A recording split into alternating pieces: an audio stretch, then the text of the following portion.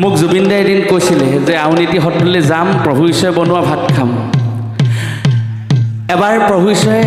মোক ক'লে তুমি জুবিন গাৰ্গক সত্ৰলৈ আনিব লাগিব। তোমাক এটা দায়িত্ব দিলোঁ যে তুমি এই চোলাটো লৈ যোৱা, এই চোলাত দুটা চোলা চিলাবা। এই কাপোৰ এটা দিলে মোক, পাটৰ কাপোৰ, সকলোৱে শুনিব।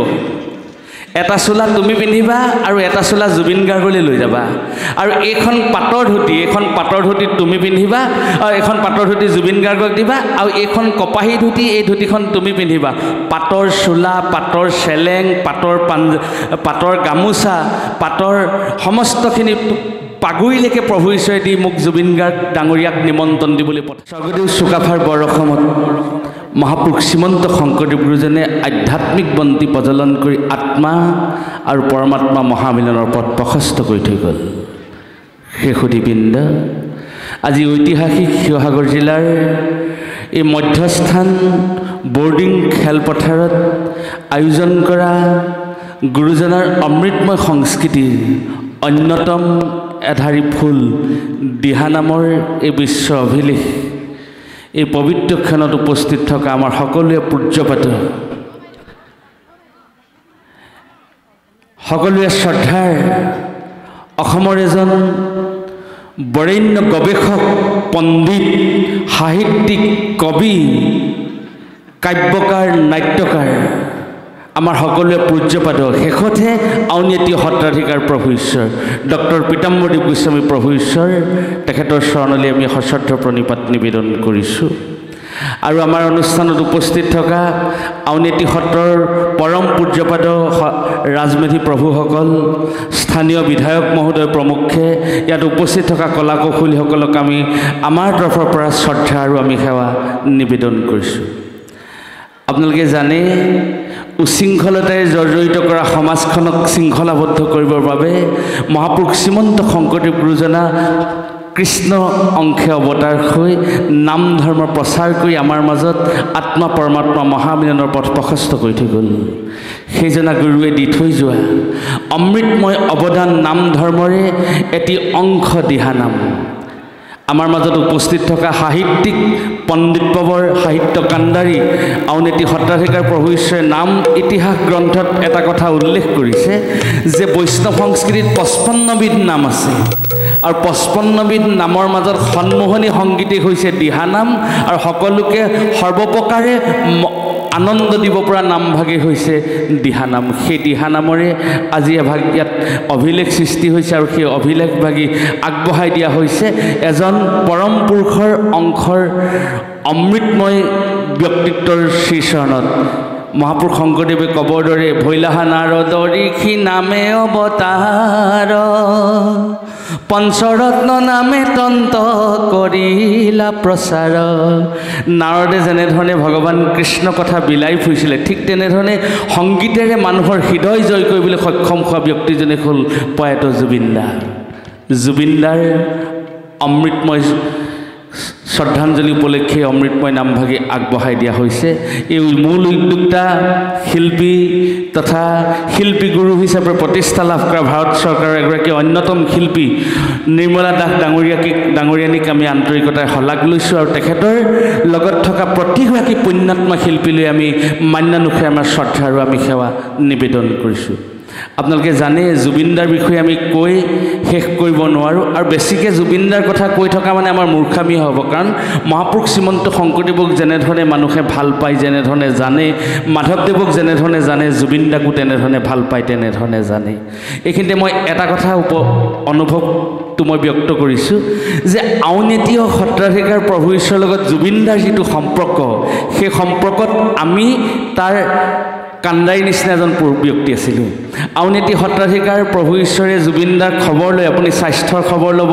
আপুনি খোৱা বোৱা ভালকৈ কৰিব, প্ৰভু ঈশ্বৰ চিন্তা নকৰিব, আপুনি সদায় যদি আশীৰ্বাদ দিয়ে মই সদায় ভালকৈ জীয়াই থাকিম। প্ৰভু ঈশ্বৰৰ লগত দাঁৰে দাঁৰে কথা পাতি থাকে। আকৌ জুবিনদাই মোক কয় প্ৰভু ঈশ্বৰলৈ ফোন এটা লগা, প্ৰভু ঈশ্বৰে মোক কয় তুমি গুৱাহাটীত আছা নেকি, জুবিন গাৰ্গৰ লগত কথা পাতিম, কথা পতাৰ ব্যৱস্থা কৰি দিবা। এই গোটেই ব্যৱস্থাখিনিত আমি কাণ্ডাৰী হৈ থকাৰ সৌভাগ্য হৈছিলে, আৰু প্ৰভু ঈশ্বৰে মোক এটা দায়িত্ব দিছিলে যে আউনীআটী সত্ৰত নাম সমাৰোহ পাতিম, জুবিন গাৰ্গক তুমি নাম গাবলৈ আনিব লাগিব। তেতিয়া প্ৰভু ঈশ্বৰক এটা কথা কৈছিল যে প্ৰভু ঈশ্বৰ আপোনাৰ যদি কৃপা হয় আপুনি অসমৰ দিহানামক নেপথ্যৰ পৰা এখন মঞ্চ দিলে যি নামে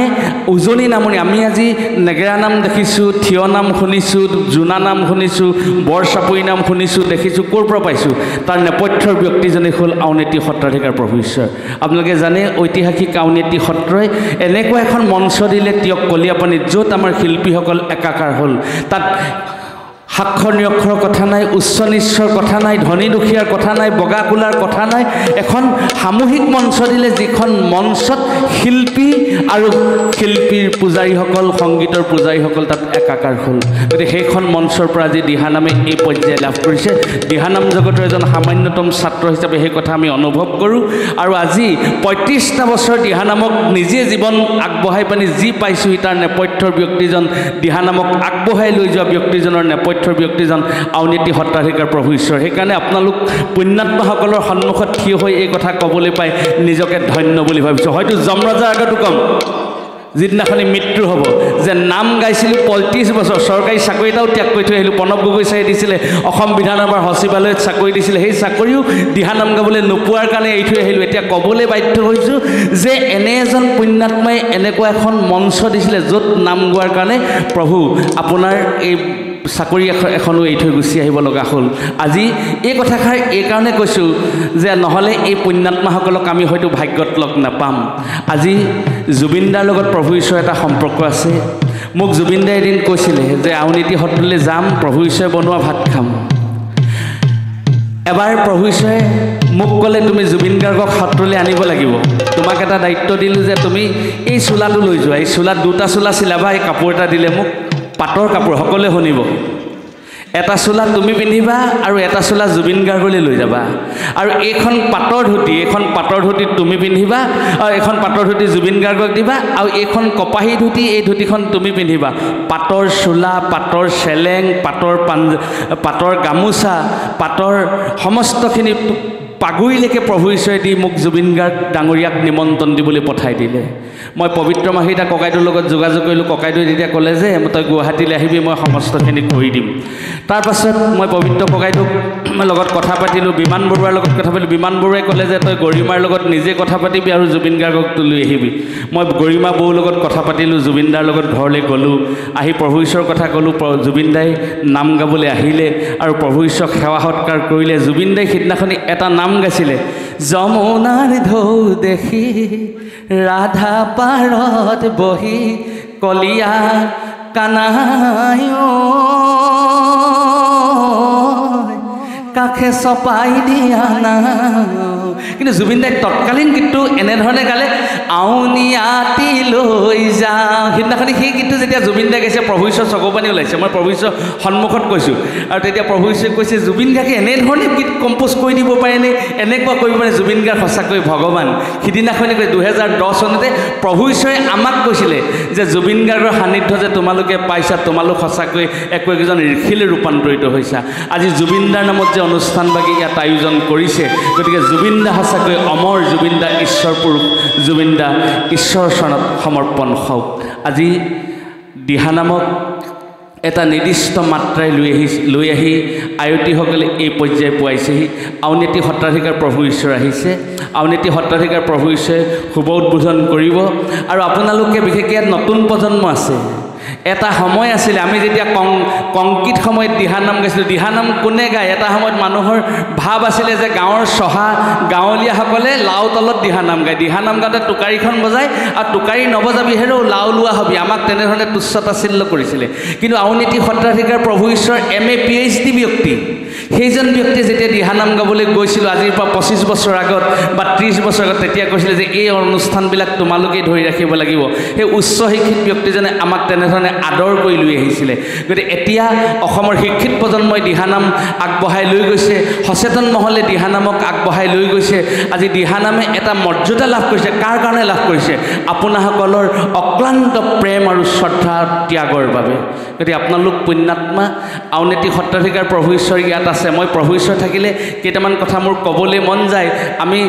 একেবাৰে গাঁৱলীয়া মানুহ বোলে মিতিৰৰ আগত কবা হাতীৰ কপালত খুচিবা এই কথাটো এইকাৰণে কৈছোঁ আউনীআটী সত্ৰাধিকাৰ প্ৰভু ঈশ্বৰ অকল আপোনালোকে আউনীআটী সত্ৰাধিকাৰ বুলি ভাবিলেই নহ'ব তেখেত এজন পাণ্ডিত্যপূৰ্ণ ব্যক্তি আউনীআটী বিশ্ববিদ্যালয় তেখেতে স্থাপন কৰিছে আপোনালোকে কোনোবা সাহিত্যৰ ছাত্ৰ আছে যদি সাহিত্যৰ কথা পাতিব পাৰে কোনোবা যদি অৰ্থনীতিৰ ছাত্ৰ আছে অৰ্থনীতিৰ কথা তেখেতৰ লগত পাতিব পাৰে বাণিজ্যিক বিভাগৰ যদি ছাত্ৰ আছে বাণিজ্যিক বিভাগৰ কথা তেখেতৰ লগত আলোচনা কৰিব পাৰে বিভিন্ন ক্ষেত্ৰত তেখেতৰ পাৰদৰ্শিতা থকা যিজনাক মহাপুৰুষ শ্ৰীমন্ত মাধৱদেৱে যে শংকৰদেৱক সৰ্বগুণাৱতাৰ বুলি কৈছিলে আজি শংকৰ মাধৱ আমাৰ মাজত নাই সেইকাৰণে মই এইটো অত্যুক্তি কোৱা নহয় মই প্ৰভু ঈশ্বৰক তোষামোদ কোৱা নাই মই নাম গোৱা মানুহ আমি আমাৰ মুখে নাম ওলাই থাকে আমি তোষামোদ কাকো কৰিব নোৱাৰোঁ পাপে চুব আৰু আমি কোৱা কথাবিলাক যদি কোনোবাই তোষামোদ বুলি সমালোচনা কৰে তেওঁকো কিন্তু নৰকলৈ নিবোৱা কৈছোঁ এই কথাটো খোলাখুলিকৈ কৈছোঁ গতিকে প্ৰভু ঈশ্বৰক যিমানকণ বুজি পাওঁ প্ৰভু ঈশ্বৰ এনে এজন ব্যক্তি ৰাতি 1টা বজাত ফোন কৰোঁ প্ৰভু ঈশ্বৰ শ্ৰীমদ ভাগৱতৰ আমুক নামষাৰ মই ধেমাজিলৈ আহিছোঁ নাম গাব লাগিব পদটো ক'ত পাম তুমি আমুকৰ পদটো চাই ল'বাচোন এনেধৰণে ক'ব পৰা আমাক গুৰুত্ব দিয়া ব্যক্তিজনেই হ'ল আউনীআটী সত্ৰাধিকাৰ প্ৰভু ঈশ্বৰ যিজন প্ৰভু শিশুৰ লগত শিশু